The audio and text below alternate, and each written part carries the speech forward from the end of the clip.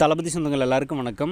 ரீசெண்டாக கொஞ்சம் நேரத்துக்கு முன்னாடி செந்தில் பாலாஜி அவர்கள் ஒரு விஷயத்தை பேசி வைரல் பண்ணி விட்டுருக்காரு. அதாவது விஜய் அவர்களை கேள்வி கேட்குறன்ற பேரில் சில லூசுத்தனமான விஷயங்களை பேசி வச்சுருக்காரு. என்ன அப்படின்னா, இப்போ திமுக ஆட்சியில் விஜய் அவர்கள் என்ன சொன்னார், எங்களை பார்த்து கரூருக்கு பாட்டலாக பாடினார், பாட்டிலுக்கு 10 ரூபா அப்படின்னு எங்களை பற்றி பாட்டலாக பாடினார். இப்போ விஜய் மட்டும் நான் அதை ஒழிச்சிட்டாரா, இப்போவுமே அதே 10 ரூபா வாங்கிட்டு தானே இருக்காங்க அப்படின்ற மாதிரி ஒரு குற்றச்சாட்டை அவர் வைக்கிறார். அதாவது செந்தில் பாலாஜி அவரோட கட்டுப்பாட்டில் இருக்கும்போது என்ன நடந்துச்சு அப்படின்னா, தமிழ்நாட்டில் இருக்கிற எல்லா ஒயின் ஷாப்லையுமே அந்த 10 ரூபா வாங்கப்பட்டுச்சு அப்படிங்கிறது நம்ம எல்லாருக்குமே தெரியும். ஆனால் இப்போ விஜய் அவர்கள் வந்ததுக்கப்புறமா அதை கண்ட்ரோல் பண்ணியிருக்காரு, கட்டுப்படுத்தியிருக்காரு. நிறைய இடங்களில் பார்த்தோன்னா அதை தடுத்திருக்காரு. எங்கேயாவது ஒரு சில இடங்களில் பார்த்தோன்னா போயிட்டுருக்கு, அதையும் கூடிய விரைவில் தடுத்துருவாங்க, அதில் எந்த மாற்றமும் கிடையாது. ஆனால் கரூரில் செந்தில் பாலாஜி அவர்களை பார்த்து விஜய் பேசுனதுக்கு காரணம் என்ன, தமிழ்நாடு முழுக்க பார்த்தோன்னா அந்த 10 ரூபா வசூல் பண்ணுறாங்க அப்படின்றதான். விஜய் அவரோட ஆட்சியில் அது குறைச்சிருக்காரு. அதுவும் ஆட்சிக்கு ஒரு 30 நாள் கூட இன்னும் ஆகலை, 1 மந்த் கூட கம்ப்ளீட் ஆகலை இன்னுமே. அதுக்குள்ளேயே 800 மது கடைகளை மூடியிருக்காரு. இந்த மாதிரி 10 ரூபா அதிகமாக வாங்குறத பார்த்தோன்னா ஸ்டாப் பண்ணியிருக்காரு. 1 மந்த்துக்குள்ளேயே இவ்வளோ ஸ்டெப்ஸ் அவர் எடுத்திருக்காரு. ஆனால் செந்தில் பாலாஜி அவர்கள் விஜய் மட்டும் என்ன பண்ணிட்டார் அப்படின்ற ஒரு கேள்வி கேட்குறாரு. இப்போ நம்ம என்ன கேட்குறோம் அப்படின்னா, அப்போ நீங்கள் ஆட்சியில் இருக்கும்போது என்னத்தை பண்ணிட்டு இருந்தீங்க, நீங்கள் பார்த்தோன்னே இதை தடுத்துருந்தீங்க அப்படின்னா இது அப்படியே கண்டினியூ ஆகிருக்காதுல்ல.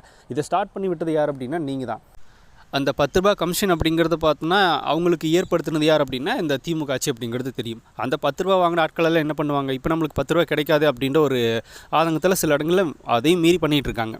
ஒரு சில இடங்களில் தான் பண்ணிகிட்டு இருக்காங்க, பல இடங்களில் விஜயாவில் கட்டுப்படுத்திட்டார். இந்த மாதிரி ஒரு விஷயத்தை பார்த்தோன்னா ஊக்குவிச்சதே இவங்க தான். அதுதான் பார்த்தோன்னா மிக முக்கியமான ஒன்று. திமுக ஆட்சியில் நடந்தது, அது நடந்தது, இது நடந்ததுன்னு விஜய் சொல்கிறாரு. இப்போ என்ன அவர் கட்டுப்படுத்திட்டாரான்னு கேட்குறாங்க.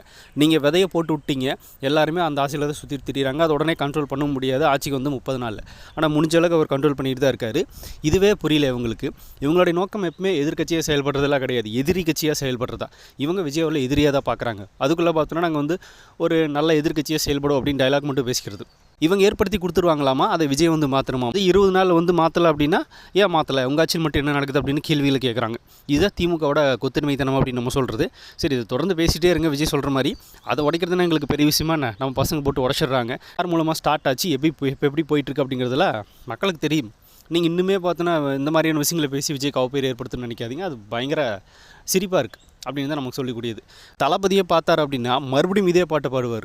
பாட்டிலுக்கு 10 ரூபா அப்படின்னு சொல்லி செந்தில் பாலாஜி பார்த்து மறுபடியும் கூட பாட்டு பாடுறதுக்கு வாய்ப்பு இருக்குது. இன்னும் இப்போ தான் ரீசெண்டாக திருச்சி கிழக்கில் போய் பேசிட்டு வந்தார்ல, அதே மாதிரி இன்னொரு ஸ்டேஜ் கிடச்சி அப்படின்னா செந்தில் பாலாஜிக்கு ரிப்ளை கொடுக்குறக்கு வாய்ப்பு இருக்குது. அந்த பாட்டில் 10 ரூபாய் நீங்கள் தானே இப்போ அறிமுகப்படுத்தினதே, அறிமுகப்படுத்தினு ஒருத்தனுக்கு ஆசை தூண்டி விட்டுருக்கீங்க. அது கண்டினியூவாக போயிட்டுருக்கு. ஒரு சில பேர் திருந்திட்டாங்க, உங்களால் மாற்றப்பட்டவங்க திருந்தாமல் சுற்றிட்டு தான் இருக்காங்க. கூடிய விரைவில் அதையும் நாங்கள் ஸ்டாப் பண்ணுவோம் அப்படின்னு சொல்லி விஜய் பேசுவார். இங்கே எல்லாத்துக்குமே ஆசையை தோன்றதா அது திமுக நல்லாவே பண்ணி வச்சுருக்காங்க. போதைப் பொருளிலிருந்து எல்லாத்தையுமே பண்ணி வச்சுருக்காங்க. சரி, ஓகே, கன்ஃபார்மாக அடுத்தடுத்து நான் எடுக்கிற நடவடிக்கைகளில் இந்த மாதிரியான பிரச்சனைகள் சால்வ் ஆகும் அப்படிங்கிறது என்னோட நம்பிக்கை. நீங்கள் என்ன நினைக்கிறீங்க அப்படிங்கிறது கமெண்ட்டில் ஷேர் பண்ணிட்டு போங்க. அப்படியே புதுசாக தளபதி ஃபேன்ஸ் யாராவது நம்ம சேனலை பார்த்துட்டு மறக்காம சேனலை சப்ஸ்கிரைப் பண்ணி வச்சுக்கோங்க. தளபதி பற்றின அப்டேட்ஸ் அண்ட் பொலிட்டிக்கல் நியூஸ் தான் நம்ம சேனலில் திறந்து வரும்.